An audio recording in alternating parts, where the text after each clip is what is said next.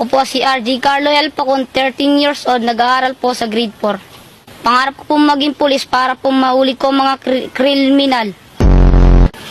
Paglaki ko po, gusto ko pong maging pulis para po matulungan ko mga mahuli. Paglaki ko po, gusto ko pong maging pulis para po mahuli ko ang kriminal.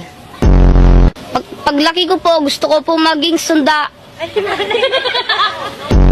Paglaki ko, gusto ko maging kriminal. Ano ang English ng alas 5 ng madaling araw? Good morning. Ano humati ng kotlong? I miss you. Say tang ina mo. Tang ino. Tang ina mo. Yeah, that's the say I miss you. Tang ina mo.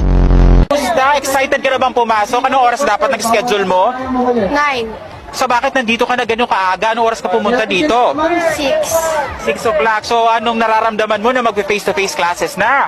Wala. Masaya ka ba? Opo. Okay, masaya na, parang hinalulungkot si ate.